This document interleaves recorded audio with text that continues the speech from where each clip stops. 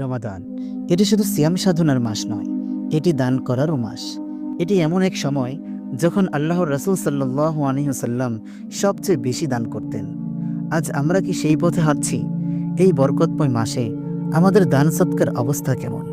আমাদের কি জানা আছে একটি ছোট্ট দানই আমাদের জন্য জান্নাতের দরজা খুলে দিতে পারে?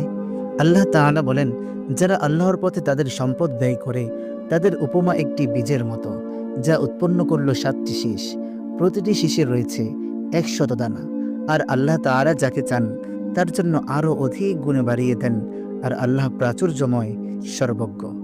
আল্লাহ আমাদের এমন একটি সুযোগ দিয়েছেন যেখানে একটি ছোট দান 700 গুণ পর্যন্ত বৃদ্ধি পেতে পারে।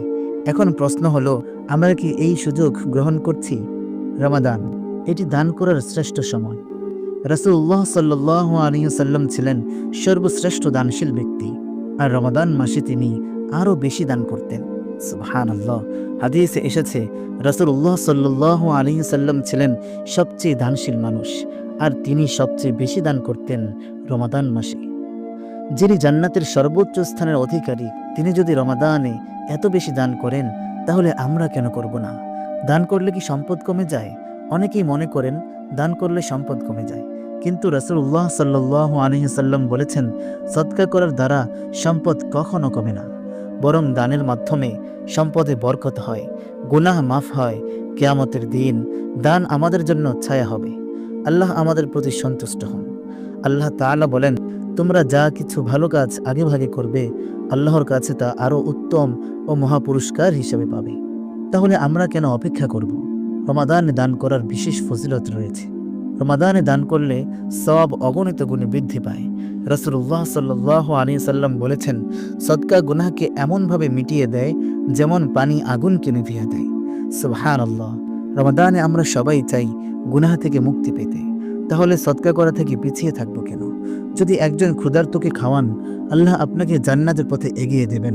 সুতরাং আপনার আশেপাশের দারিদ্রদের খোঁজ নিন, তাদের আর্থিকভাবে সাহায্য করুন।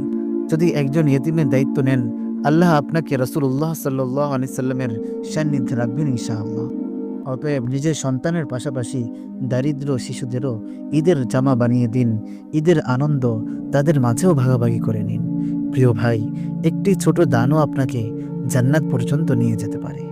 দান কাকে করবেন? রাসূলুল্লাহ সাল্লাল্লাহু আলাইহি সাল্লাম বলেছেন, সর্বোত্তম সদকা হলো সেই আত্মীয়কে দেওয়া যে আপনার সাথে সম্পর্ক ছিন্ন করেছে। রমাদানে আমরা দারিদ্র আত্মীয়দের সাহায্য করতে পারি, ইয়েতিম ও মিসকিনদের পাশে দাঁড়াতে পারি, কুরআন শিক্ষা ও মসজিদ নির্মাণে দান করতে পারি, যুদ্ধ ও দুর্দশাগ্রস্ত মুসলিমদের জন্য সাহায্য পাঠাতে পারি। প্রিয় ভাই, দান করুন, আল্লাহ আপনাকে আরও বেশি দেবেন।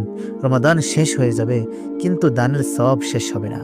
আল্লাহ তাআলা বলেন, যারা কৃপণতা থেকে আত্মরক্ষা করতে পারে তারাই সফলকাম।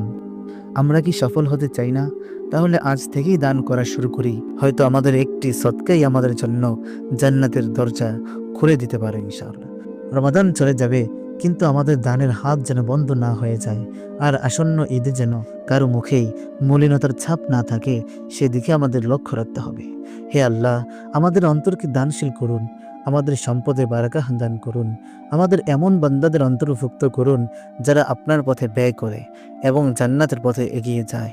আমিন।